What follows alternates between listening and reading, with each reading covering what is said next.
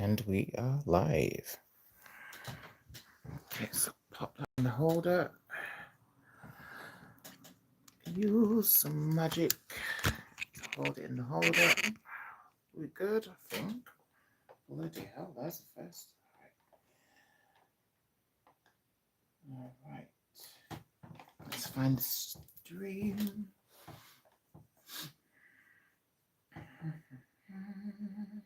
Here we are. Here is the stream, and we are live. Let me double check the sound.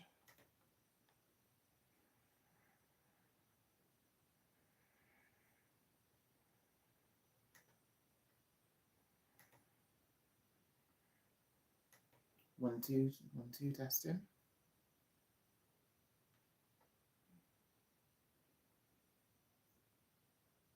Sounds kind of quiet. Let's move it a little bit closer. Oh, sugar.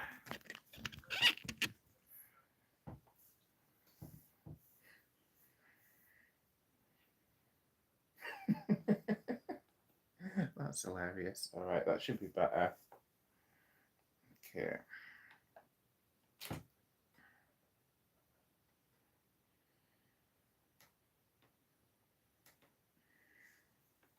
Okay, so this stream is for this equinox. So the equinox usually falls between the 20th of September and the 23rd of September, so somewhere in between. So I believe the astrological date for it, which is given in calendars, it came yesterday.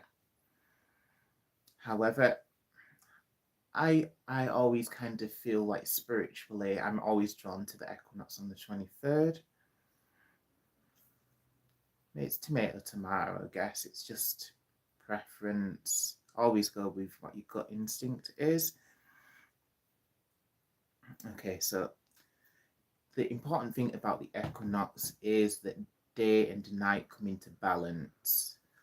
And this is very important for us, as all of us, we are full of conflicting energies. We have energies of other people. We have earth. We have all of the elemental energies within us: earth, air, water, and fire. So we have all of these spiritual energies within us. And at the equinox, it's a perfect time to bring them into balance. So I'm going to start by just holding up some smoky quartz. I want you to have a little focus on that. And just visualize roots grounding you into Mother Earth. Let's get some grounding done. If you can hear me, please do write in the comments. Please let us know where you're watching from. Say hello.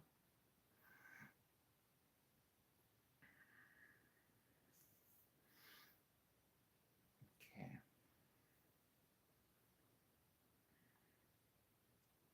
Starting with smoky quartz grounding.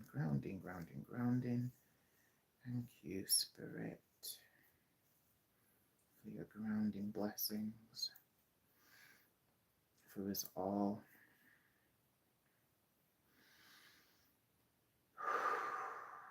Taking some nice deep breaths. Like setting our intentions for this evening, for walking through this portal.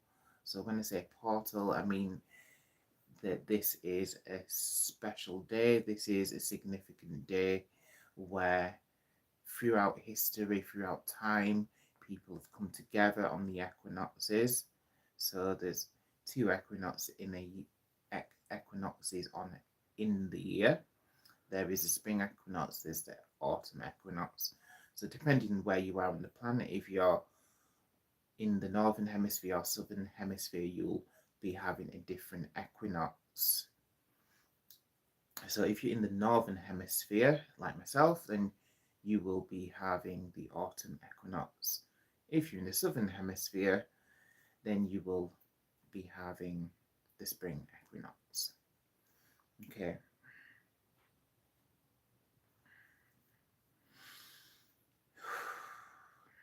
Okay, so just setting our intentions. We've just came through the new moon, which was, I believe, was it yesterday or the day before? It was very recently, the new moon. So the new moon is a very good time for setting our intentions,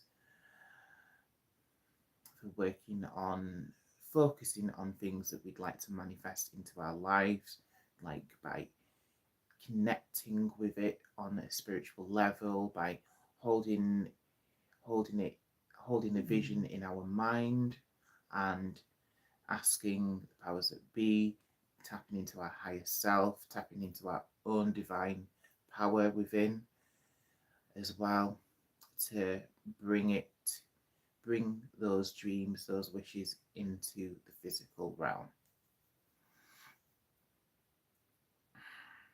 Okay, so next, and hi bro, you good? I'm good, thank you. Okay.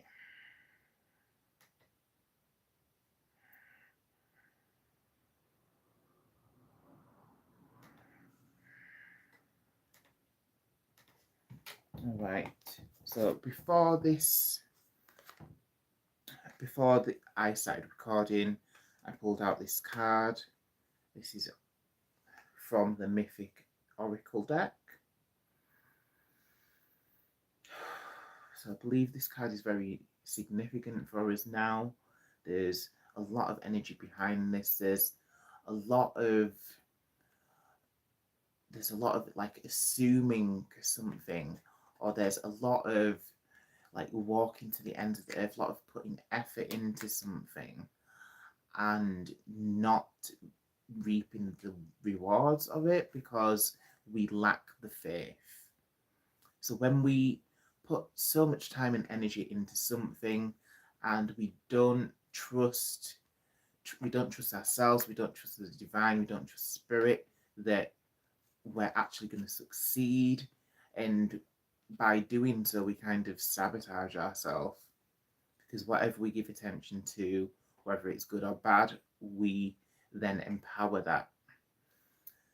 So in the story of the mythological story of Orpheus, he travels to the underworld to fetch his love back from the dead.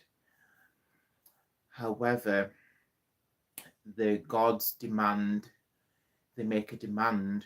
They say that fair enough, if Orpheus can walk through the underworld, back out of the underworld, back into life, knowing that his beloved is walking behind him, but he's not allowed to look back. So he has to have faith that she is following him out of the underworld, and he does this for the majority of the way. And by the time he comes to the gateway out into the world of the living, he cannot help but look back because he's worried that he's leaving his beloved behind. And in doing so, he looks back and breaks his promise, breaks the contract with Hades, the ruler of the underworld, and his beloved is taken away. And that is all because he did not have faith that she was following. So this is one of the morals today. It's about having faith in ourselves, having faith in the higher powers. So when you're putting all of this time, energy, and effort into something, you need to have the faith to follow it through and to be more resilient and unwavering. Okay, so that is the message of this card.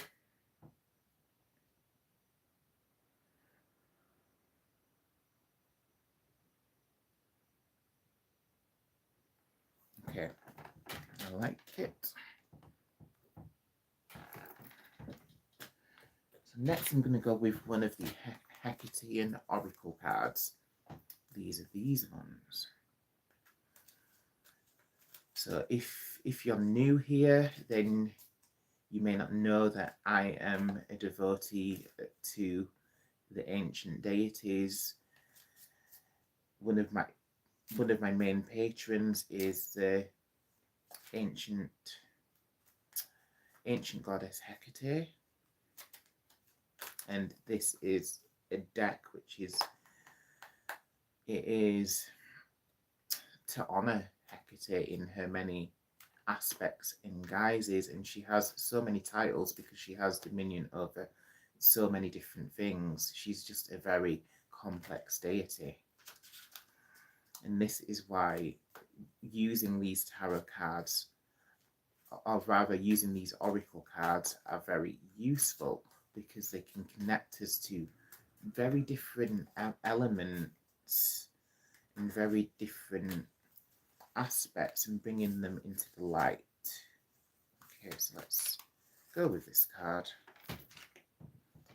Wow, that is crazy. All right, so the card we've pulled out is Artemis Independent. That is really crazy, because I've been thinking about Artemis recently. I've been thinking about Diana and Artemis. So this deity, this goddess, she was known to the Romans as Artemis, and she was known to the Greeks as Diana,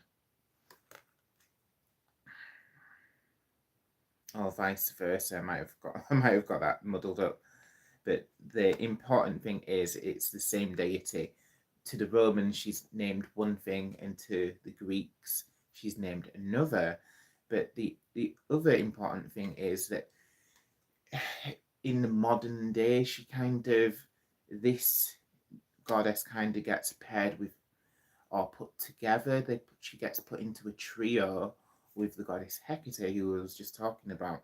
But the important thing here is about Artemis. It was very interesting. I was literally at a museum a couple of days ago, and I was listening to a tour guide who was telling the people about, because there was a piece of artwork on the wall in the museum, and it was depicting a story about Artemis and Diana. It depicts a story of a person. I've forgotten who it is now, but he was the unlucky person who managed to gaze upon Diana, or Artemis, when she was bathing in a pool.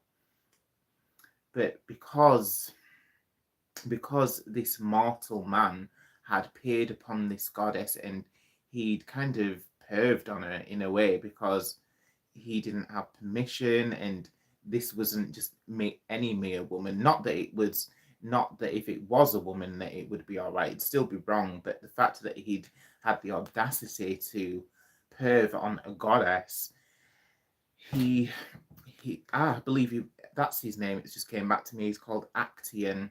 Because he had the nerve and audacity to perv on the goddess, he was punished. The goddess Diana, or Artemis, whichever name we're going with, she was absolutely furious. So this Actaeon, he was a hunter, and that's why he was in the woods and nearby to the lake that she was bathing in. So the goddess cursed him, so that he was turned into a stag, and she ensured that his own hounds, which he had been hunting with, they hunted him down and killed him. So that was divine retribution from the goddess. So the important thing here is that the goddess Artemis, vice versa, or the other name, Diana, I'll just stick with Artemis now because it's getting a bit complicated. That is actually what it says on this card. So another important thing is, as it's saying, is independence, and it's kind of about female empowerment a lot, because there's the patriarchy, and I believe this goddess, she's one for uplifting women, and not just women, I'd say, although there is that divine feminine focus there, but she uplifts those who are in touch with their inner feminine, divine feminine. And if you, in the olden days, in the ancient times, the word virgin meant something very different, but they would say that the goddess Artemis, she was a virgin, but it doesn't necessarily mean what it means today. So it means that this goddess, she, or this person, so it's not just only goddesses who are virgins. It means that when a woman chooses to take a lover, that she is not submissive. So basically, it doesn't diminish her power or her authority. So she kind of does not become a slave or become a submissive. And this is where the word virgin comes from, because it's all to do with not submitting to a male. So yes, that a virgin can take pleasure in sex and whatever else, but it's the emphasis is on the independence and not being dominated by a male and not becoming dependent on any male. So it's kind of so that that woman could explore their sexuality in a free way. But the importance of this card is independence, but it's interesting that that is the aspect which has come up, Artemis. Okay. So I'm going to go with a tarot card now. So let's call in our handy tarot. So this is Rider-Waite's tarot deck, or tarot cards, shall we say. Tarot cards will suffice.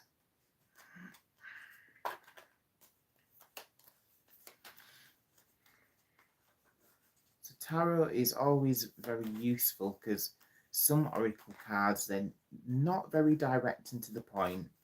However, tarot, on the other hand, tarot is a bit cheeky. That's the way of putting it nicely. But tarot is quite blunt and doesn't always tell us what we want to hear, which some oracle cards do, just because they've been designed in that way to be empowering and to be all positive. And sometimes it's a kind of, sometimes some cards can be a bit too positive, because if you need a well-rounded message, if you need to get to the truth of something, it's not always going to be a positive message. Oh, however, this card is a positive message. So the energy that's around us with the harvest, that's the other thing about this time, this portal. So this equinox, this which is known to the pagans as Mabon, it is a time for abundance. It is the second harvest, I believe. I think we had the first harvest which is Lunasa, so that's at the beginning of August, and now we're in the second harvest, and we'll have another one around Halloween time. So the importance of this card, it's one of the minor cards, so it's not extremely powerful, but it is quite a positive message because it represents wealth, authority, power, status, and comfort. So it's a very positive card to come up in a reading. So like that.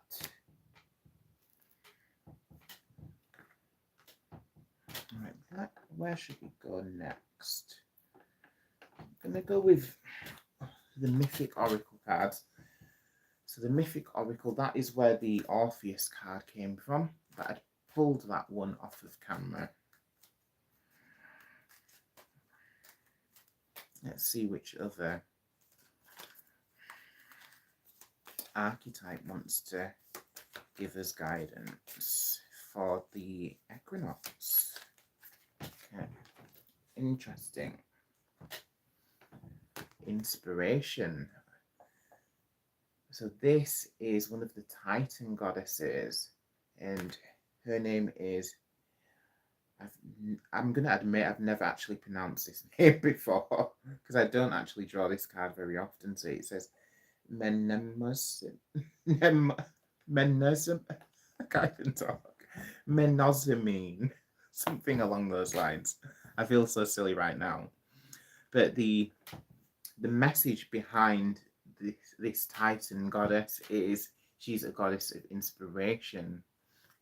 So she's a bit like the originator. So if you think of in modern days, everyone's looking, all of the artists are looking for muses and inspiration. So this goddess is the originator. She's the original. The muses came after, because she's the Titans are much older deities. So let's pull in the card. So it's interesting that this card should come up on the Equinox, because I feel like it's Spirit's way of telling us to be a bit more creative. So let's find this one. And interestingly enough, this card is number 4 as well. So 4 is a very special number to me, as it's my birthday. Okay, but let's see what it says here. So it says Menesemenine, sorry if I'm totally slaying that name, is the Titaness of memory and the daughter of Gaia and Uranus. She mated with Zeus and gave birth to the 9 muses, who are beings of inspiration.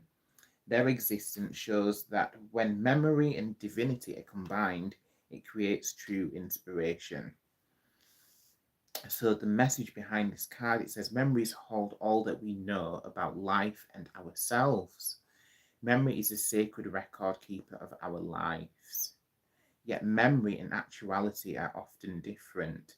Actuality is the account of facts, while memory is about how we internalize these facts and how we have experienced our lives. Neither being more true than the other. The divine essence of life itself, the universal experience that binds us together and exists both beyond and within ourselves. It is the consciousness of nature, the cycles of nature, life, death, truth, and love. When this universal essence blends with the inner realms of interpretation and experience, the personal reality, inspiration occurs. Symbols come to life, sound opens inner doorways, and words become keys to unlocking the overwhelming experience of life. If you have drawn this card, then you are being touched by inspiration now. All that you have gathered from your life, as well as all that you feel from life, is awakening now. New worlds and opportunities are opening up within you. Make sure you really feel what you are feeling now. All inspiration received at this time is coming from a divine place and speaks of a truth that is not only personal but also universal. And then it goes on to say, write down ideas and follow them through. New possibilities are opening to you, and you must grab this feeling by the reins. Let it take you to new places. Nurture inspiration in your life. Surround yourself with things that bring you to life. Spend time in nature. Dance. Be creative. Above all, listen to the whispers of the wind, for they are leading you to go beyond the limits of all you've previously known.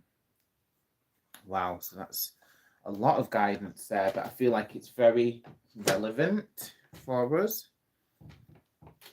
So I'll show you that card again. So I'm just going to call her Titaness because I'm not getting that name. Okay. Very well. Right, so next I'm going to pull another one of the tarot cards. Let's see what else the tarot has to say to us. So what did we get last time? So last time we got 10 of Pentacles. I wonder what is going to come through for us next.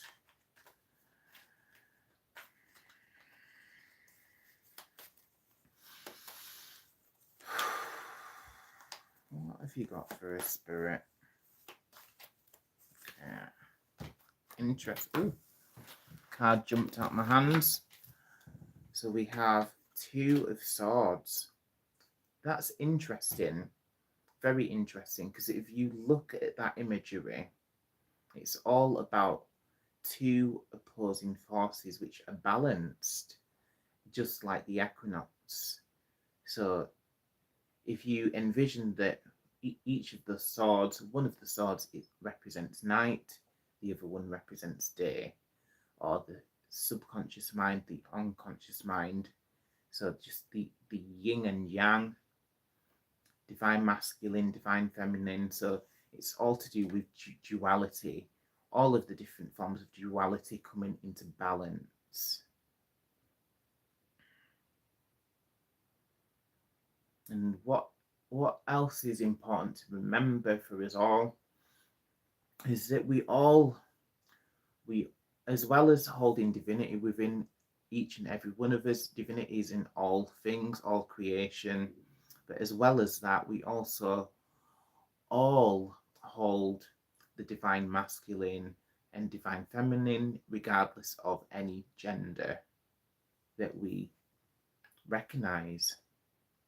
So we all have divine masculine, we all have divine feminine. It just exists within us all. Okay. So what is important for us is people as spiritual people, as people who want to better ourselves, we need to focus on being able to blend these energies together, the yin and yang, the masculine, the female, the unconscious, the subconscious, just finding ways to meld them together and to bring them into balance. And this is what the equinox teaches to us all, of finding that natural and that easy, steady balance. Okay. So I'm going to go with another Hecate card. Let's see what else the goddess has got for us.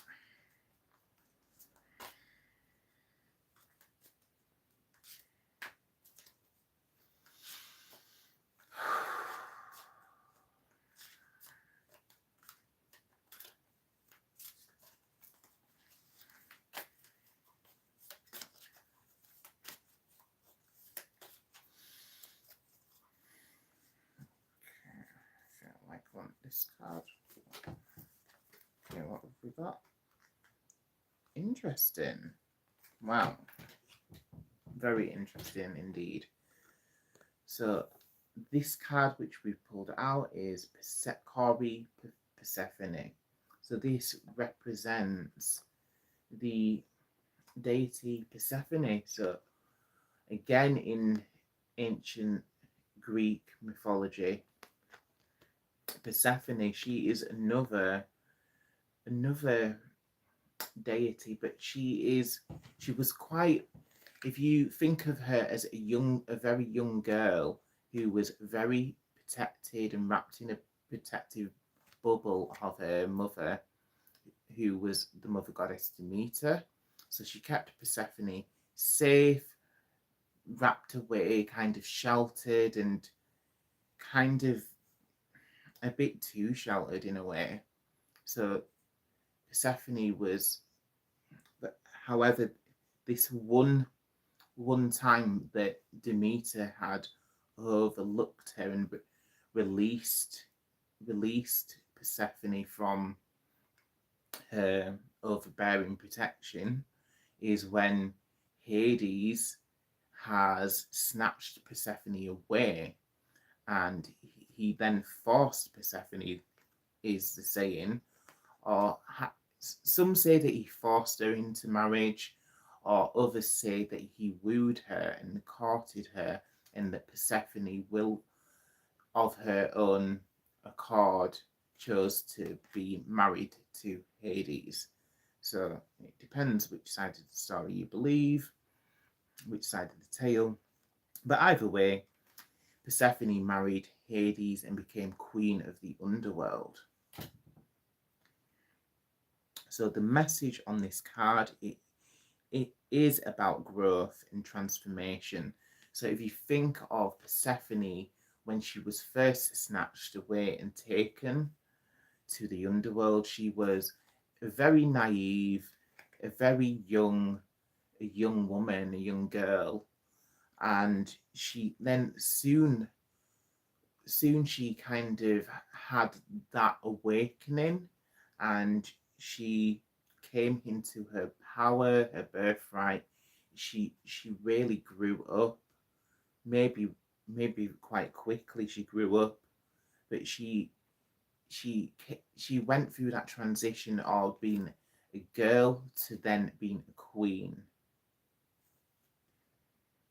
And this is the growth that she took. And it's interesting because Persephone and Demeter, her mother, they're the reason why that we have the multiple seasons, why we go from spring to summer to winter and autumn, or autumn and winter, sorry. But this is where the cycle of the seasons comes into play through this mythological story. But the main message of this card is about growth. So that can be personal growth, it can be growth, physical growth of like crops, growing stuff, things coming to harvest. But if you look at it, could be spiritual growth, spiritual awakening. Like there's just so much in this card.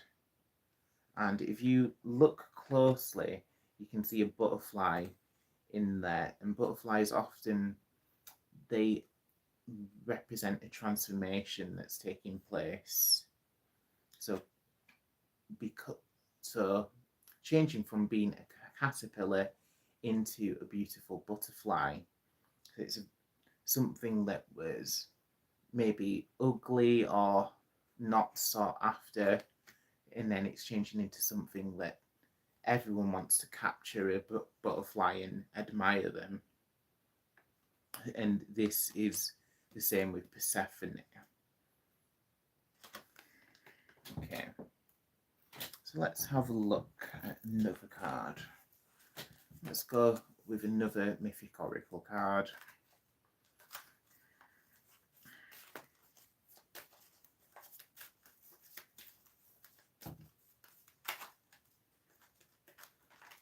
So please feel free to let me know where you're watching from. Feel free to say hello. Okay. Mythic oracle. Wow, that is unreal. Wow. Whew, that is quite spooky. I love it when it does that though. So I've literally pulled a card from a different deck, and Persephone is popping up yet again, literally right after she popped up from a different deck. Gosh, it sounds like I'm losing my voice. Excuse me. But yeah, that is quite spooky. The Queen of Spooks, the Queen of the Underworld, Persephone, she is really telling us that we're coming into spooky season. So she's popped up twice now in 2 different decks. That is quite amazing. So this card represents rebirth. So I'm gonna pull open that book and see what the deeper messages on this card. So it's number 33.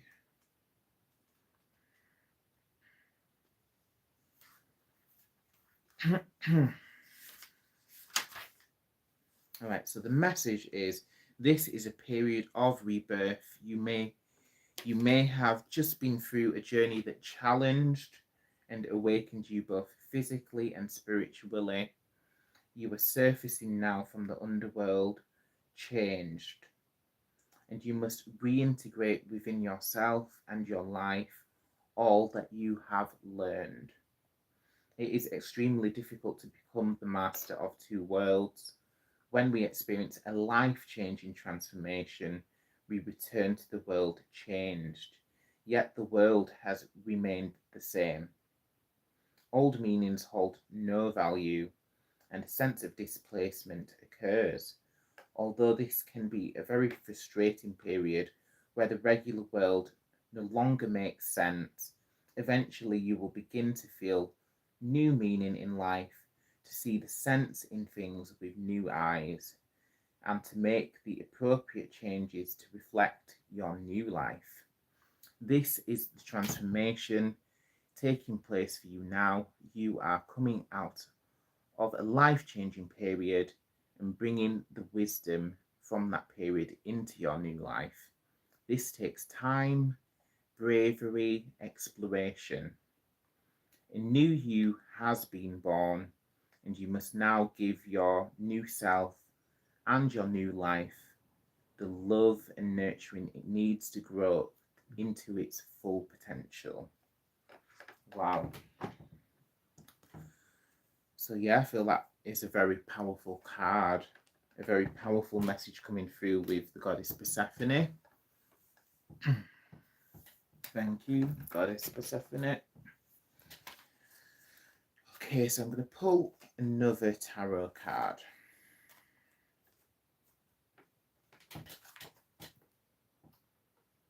Hello, Maria. Maria says, hello, greetings from El Salvador. Hello, Maria. Okay.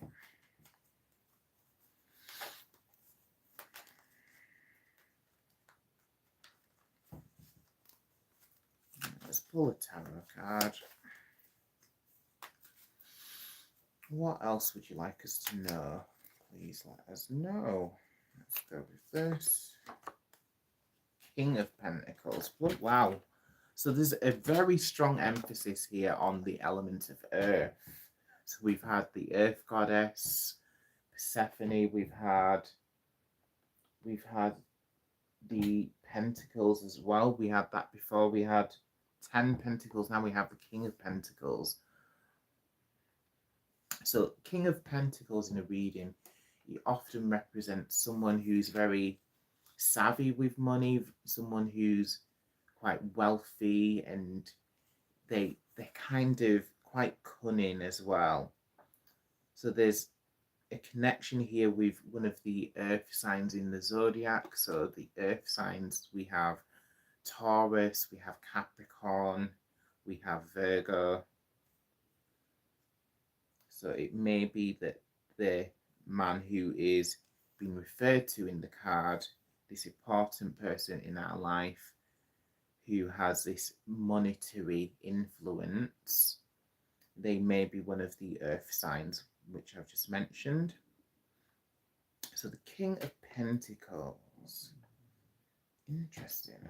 I'm going to have a quick look in the tarot book, see if I can find a bit more about him.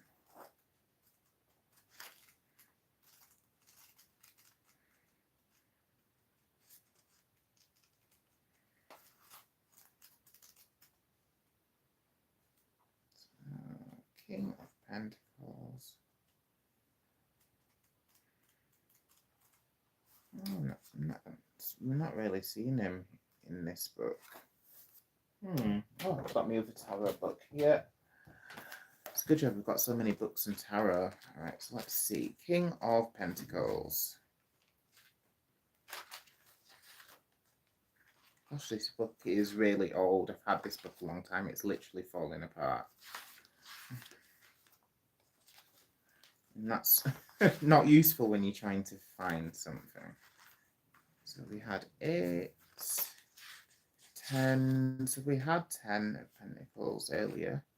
I'm looking for the court cards. Here we are. King of Pentacles is what we want. King of Pentacles. It says, this represents a responsible, cautious individual. This man has an excellent head for business. Although he's certainly not a born speculator, his patience pays off instead, for he has a foresight to plan carefully ahead. Since material security is important to him, he has usually got something tucked away for a rainy day, and is often well off or even wealthy. In relationships, he is reliable and loyal. Once he has made his mind up about you as a friend or a lover, often a slow process. He is sensual and loves the good things in life. His innate conservatism means that he generally prefers traditional surroundings and well-made things, for he knows these have stood the test of time. He can be possessive of both friends and lovers, but this must be balanced against his depth of feeling and need for security. His company may not stimulate or sparkle, but is soothing and steadfast. Interesting. Okay. So that's another energy around us.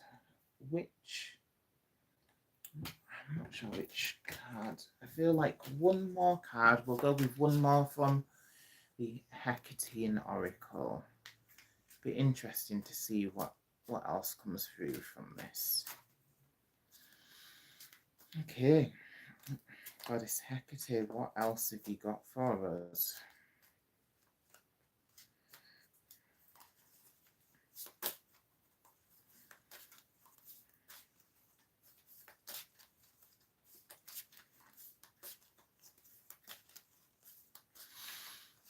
Okay, let's go with this one. Interesting. Ooh. Wow, look at that card. So it's interesting. It's like this has turned into a love reading all of a sudden. So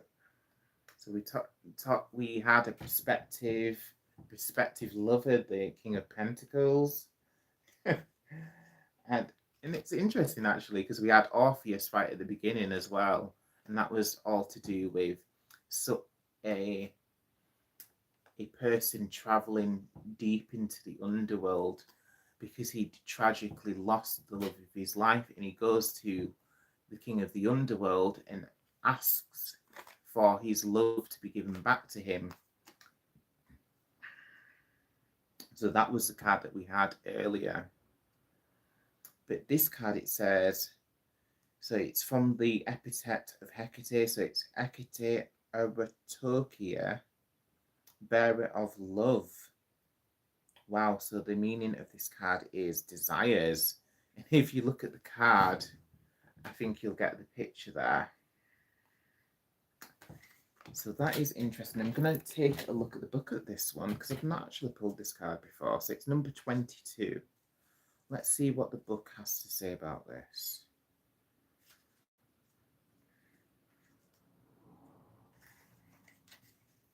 Okay. So it says, the ancients were as likely to petition Hecate for matters of love as any other in her remit, and this is illustrated in the Greek magical papyri, a collection of spells, formulae, and hymns and rituals dating from the hundreds before the Christian era to 400s Christian era. These spells are capable of affecting change and instilling attraction. Hecate can bring to us what we desire. All who are touched by the sparks of desire are pulled along in the flaming train of erotokeia. Sorry, I said that wrong. Another strange name to say. I feel like they're really testing me today. Erototokea. Okay, erototokea. Oh gosh, that's a tongue twister. But that is the message behind this epithet of the goddess Hecate. So there's quite a lot of emphasis on love here. So I'm not sure if there's many people who are watching this who are kind of searching for a soulmate, searching for a lover, or if you actually have a prospective lover in mind. But it's interesting, that seems to be like the consensus which is coming through. There's been a big emphasis in this reading on love. Wow. Okay, so lastly,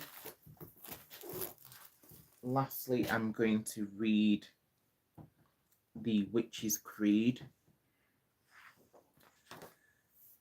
So this is one of the sacred texts for pagans like myself. So it's "Hear now the words of the witches." So it may sound similar to some of you, because it was kind of reused and revamped in Charmed. All right, so I'll start again.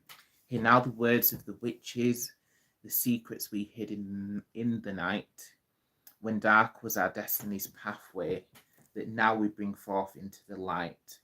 Mysterious water and fire, the earth and the wide-ranging air. By hidden quintessence we know them, and will keep silent and dare. The birth and rebirth of all nature, the passing of winter and spring, we share with the life universal, rejoice in the magical ring. 4 times in the year the great Sabbat returns, and the witches are seen at Lammas and Candlemas dancing, on May's Eve and Old Halloween, when daytime and nighttime are equal, when sun is at greatest and least. The 4 lesser Sabbats are summoned, again witches gathering feast. 13 silver moons in a year are, 13 is the Corvin's array. 13 times at Esbat make merry for each golden year and a day. The power was passed down the ages, each time between woman and man, each century onto the other, ere time and the ages began. When drawn is a magical circle by sword or athame of power, its compass between the 2 worlds lies, in the land of shades that hour. The world has no right to know it, and the world beyond will tell naught. The oldest of gods are invoked here. The great work of magic is wrought. For 2 are the mystical pillars that stand at the gate of the shrine, and 2 are the powers of nature, the forms and the forces of the divine. The dark and the light in succession, the opposites each onto each, shone forth as a god and a goddess. This did our ancestors teach. By night he's the wild wind rider, the horned one the lord of the shades. By day he's the king of the woodland, the dweller in green forest glades. She is youthful or old as she pleases. She sails the torn clouds in her bark, the silver lady of midnight, the crone who weaves her spells in the dark. The master and the mistress of magic, they dwell in the deeps of the main, immortal and ever renewing, with power to free or to bind.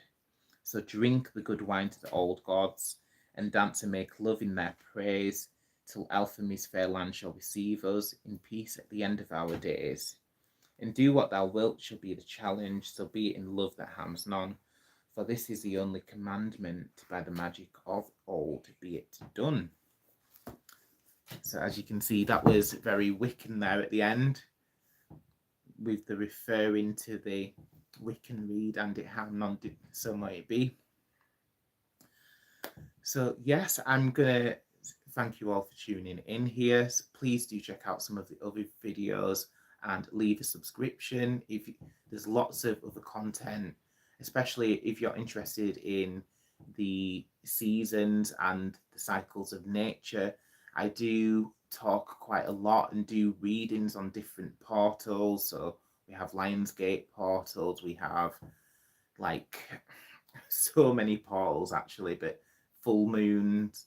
So yeah, there's a lot of stuff on here to do with the different portals that we pass through.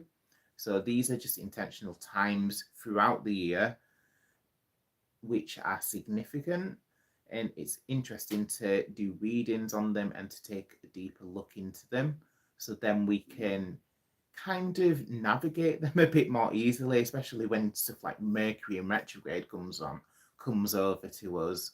And we've been having a lot of solar storms as well, so stuff like this, if it's helpful to know about it, just because otherwise we're just feeling a bit worse for wears. We're feeling a bit crazy and we don't know why.